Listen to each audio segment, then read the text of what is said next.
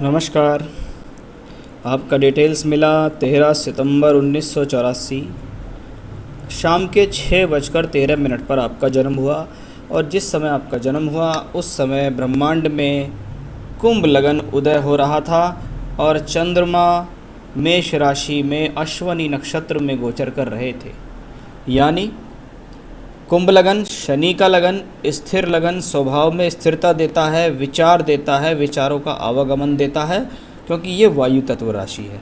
लेकिन चंद्रमा यहाँ अश्वनी नक्षत्र में चर राशि में मंगल की राशि में है। इसका मतलब है ये मानसिकता में उथल पुथल देता है। चंद्रमा जब मेष राशि में हो तो व्यक्ति के जो मानसिकता है उसमें उथल पुथल आती है। शारीरिक स्थिति अलग है और मानसिक स्थिति अलग है। तो मानसिकता में उथल पुथल आना अश्वनी नक्षत्र में पैदा हो यानी मूलों में पैदा हुए हो आप। चंद्रमा इस कुंडली के अंदर षष्ठेश होके तीसरे घर में मंगल की राशि में बैठा है। यानी चंद्रमा की दशा में आप अपने ऊपर बहुत संयम रखें क्योंकि ये चंद्रमा आपको जीवन में उथल पुथल कराने में सक्षम होगा। साथ ही साथ गलत निर्णय जल्दीबाजी में पड़ाकर, या ये कह सकते हैं कि पेशेंस नहीं रहा, उसके कारण मैंने अपने जीवन में अपना नुकसान कर लिया। मैं इन बातों को चंद्रमा से लेकर इसलिए शुरू कर रहा हूँ क्योंकि आपकी वर्तमान की दशा जो है वो चंद्रमा की ही है, जो कि अभी 2026 तक चलने वाली है। 16 से शुरू हुई। जब चंद्रमा चर राशि में हो, मंगल की राशि में हो और केतु के नक्षत्र में हो, और केतु और मंगल दोनों के दोनों कर्म भाव में बैठे हैं। मंगल केतु का संयोग एक अंगारक योग बनाता है। ऐसे समय में व्यक्ति को प्रोफेशनली छटपटाहट होती है। यानी वो जीवन में चाहता है बहुत स्पीडली राइज करना। उसके मन में जो सवाल आते हैं वो बहुत स्पीडली राइज करने वाले आते हैं। यहाँ चंद्रमा को 2 ग्रहों का संयोग प्राप्त है। शनि उच्च होके चंद्रमा को देख रहे हैं। चंद्रमा जो हैं छठे के मालिक होके तीसरे घर में हैं। शनि लग्नेश द्वादशेश होके चंद्र को देखते हैं। यानी चंद्र की दशा में यात्राएं दिखती हैं कि भी ट्रू ट्रैवलिंग्स होगी। लेकिन चंद्रमा एज ए अशुभ ग्रह, जब चंद्रमा को शनि की दृष्टि प्राप्त होती है तो ये फिर से मन में उथल पुथल होती है। लेकिन एज ए लग्नेश हो तो कार्य में सक्सेस भी मिलती है क्योंकि वो भाग्य स्थान में बैठा है, उच्च की स्थिति में है, यानी परिस्थितियों को संभालने में सक्षम है। बृहस्पति भी अपनी पंचम दृष्टि से चंद्रमा को देख रहे हैं, जो कि लाभ और धन स्थान के मालिक हैं और बृहस्पति धन के कारक भी हैं। वो बृहस्पति भी चंद्रमा को दृष्टि दे रहे हैं। यानी चंद्रमा की दशा में अगर पेशेंस ना खोएं, जल्दबाजी ना करें, स्थिर होकर काम करें, थोड़ा इंतज़ार करें तो तरक्की भी निश्चित प्राप्त होती है।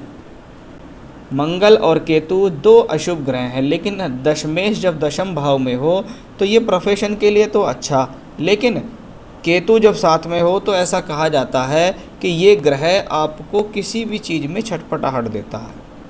अब कर्म भाव में प्लैनेट बैठे, सब कुछ ठीक है, संतुष्टि नहीं हो रही है, उसके कारण व्यक्ति ने फेरबदल करना शुरू कर दिया और अपने आप अपना नुकसान कर लिया। ये वो कॉम्बिनेशन है।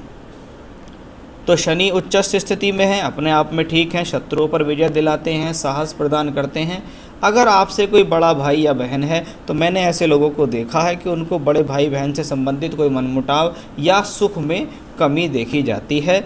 सप्तम भाव में सूर्य बुध का संयोग बना हुआ है।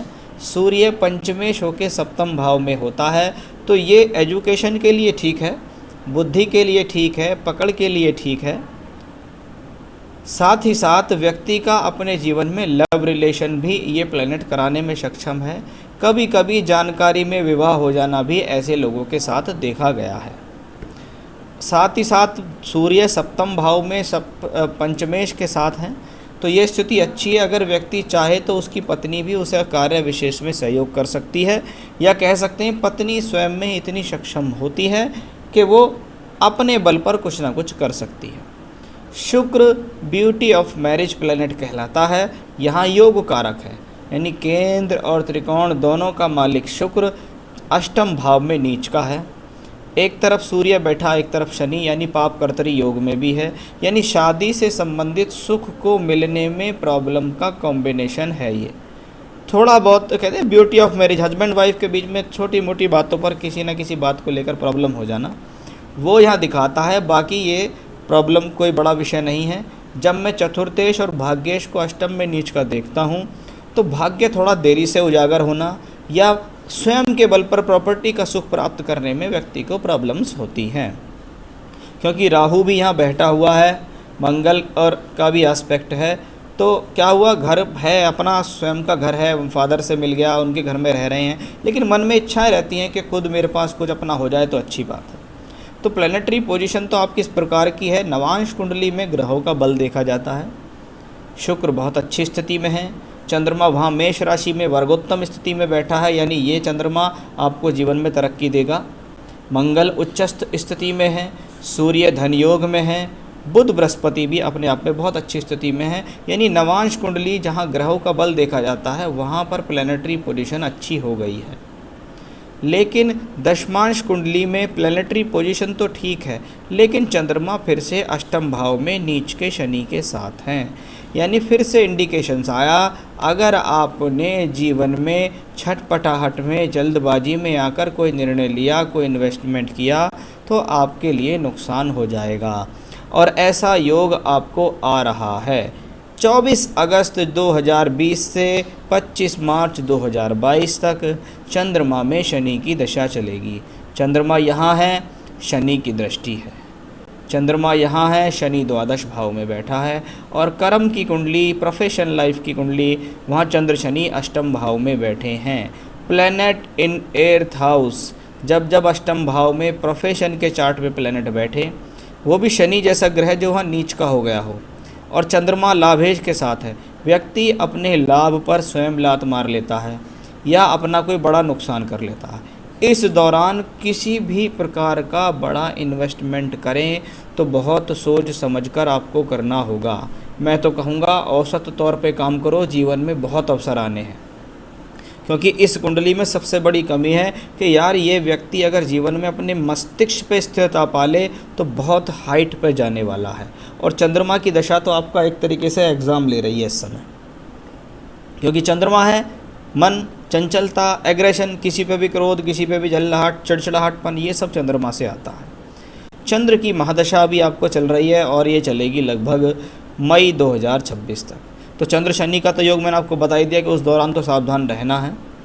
जब चंद्रमा में बुध आएगी, शनि के बाद बुध आएगी, मार्च 22 से अगस्त 23। बुध पंचमेश है, धन योग में है, यहाँ थर्ड हाउस में है, ट्रैवलिंग से फ़ायदा दे रहे हैं। यहाँ भी थर्ड हाउस में टू ट्रैवलिंग्स, यात्राओं से फ़ायदा दे रहे हैं। यानी आपको बाहर के लोगों से जुड़कर काम करना चाहिए। आपका सवाल सक्सेस किस एज में मिलेगी, देखिए इसका कोई क्राइटेरिया नहीं होता।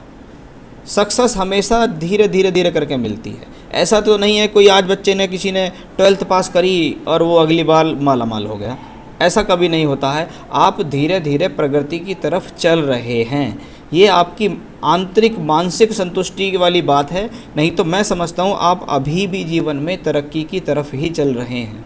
अपने आप को मानसिक तौर पर शांत करिएगा तो शायद आपको तरक्की अपनी दिख जाएगी, क्योंकि मैं इन दशाओं को तरक्की की दशा ही कहता हूँ।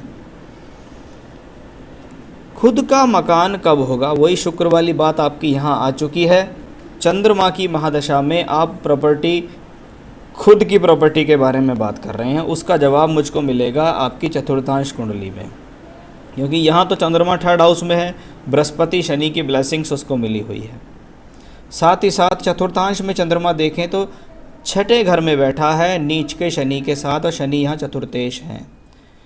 तो एक बात का इंडिकेशंस फिर से यहाँ सामने आया है कि देखिए चंद्रमा में शनि की दशा आपको आगे आ रही है। लेकिन मुझको ऐसा लगता है कि अगर आप स्वयं के बल पर प्रॉपर्टी का अभी त्याग करें कुछ दिन दिमाग से प्रॉपर्टी वाली बात निकालें और कम से कम 25-26 तक रुक जाएं, उसके बाद मंगल की दशा में आपको निश्चित है अच्छी प्रॉपर्टी का संयोग है। यानी मई 26 से 7 साल की दशा मंगल की आएगी, उस दौरान अवश्य हो सकता है 2 प्रॉपर्टी आप खरीद डालें। तो अभी तो आपको मैं कहूँगा कोई इतना खास अच्छा योग दिख नहीं रहा है। आप अपने पैसे को, अपने समय को, एनर्जी को बचा के रखें तो आपके लिए ज़्यादा फ़ायदा रहेगा। फ्यूचर में फाइनेंस ईश्वर कृपा से आगे स्टेप बाय स्टेप आप तरक्की ही करेंगे, योजनाओं से आप पैसा कमाएंगे। थोड़ा सा योजनाओं पे अधिक खर्च करने से बचें। जहाँ जब बड़े इन्वेस्टमेंट की बात आए तो थोड़ा सा किसी से सलाह लेकर काम करें। आपने कहा कौन से बिजनेस में मुझे फ़ायदा मिलेगा। मंगल आपकी हॉरोस्कोप में कर्म भाव में बैठा है, अपनी ही राशि में बैठा है। यहाँ मंगल दशमांश कुंडली में देखें तो शनि की राशि में बैठा हुआ है, और यहाँ कर्मांश कुंडली में भी देखें तो मंगल फित है। जब मंगल और शनि का कॉम्बिनेशन आता है तो हार्डवेयर होता है, सैनिटरी होती है, लोहा होता है, किसी चीज़ को धातु को गलाना, मेटल से रिलेटेड वर्क करना, कंस्ट्रक्शन से संबंधित काम करना, या आपने एक पूछा गवर्नमेंट रिलेटेड बिजनेस, अगर आप सरकारी टेंडर्स के लिए ट्राई करते हैं, कोई सड़क निर्माण, कोई भवन निर्माण, कोई कंस्ट्रक्शन के कार्य, कोई रोड़ी बदरपुर, ऐसी चीज़ों का भी अगर आप काम करते हैं तो आपको इसमें तरक्की मिल जाएगी। सरकार की तरफ से भी आपको सहयोग मिल जाएगा, नहीं तो स्वयं के बल पर आप प्राइवेट तौर पर भी ये काम जो मैंने आपको बताए हैं कर सकते हैं। यही आपकी कुंडली के काम बनते हैं। इस हॉरोस्कोप में सबसे ज़्यादा ज़रूरी है रेमेडी। किस चीज़ की रेमेडी? पहली रेमेडी आप खुद करेंगे कि आप ये रोज़ सुबह उठिए, अपना फ्रेश होने के बाद बैठिए और थोड़ा सा मेडिटेशन कीजिए। अपने भीतर की कमी खोजना शुरू कीजिए कि क्या मैं जल्दबाज हूँ, क्या मैं जल्दबाजी में निर्णय ले रहा हूँ, क्या मेरे अंदर रोज़ाना नए परिवर्तन आ रहे हैं, क्या मैं बार बार कोई नया डिसीज़न ले रहा हूँ, या मेरे अंदर संतुष्टि नहीं है। जब आप इस चीज़ को पहचानना शुरू करेंगे तो आप उन पर वर्क भी करना शुरू करेंगे।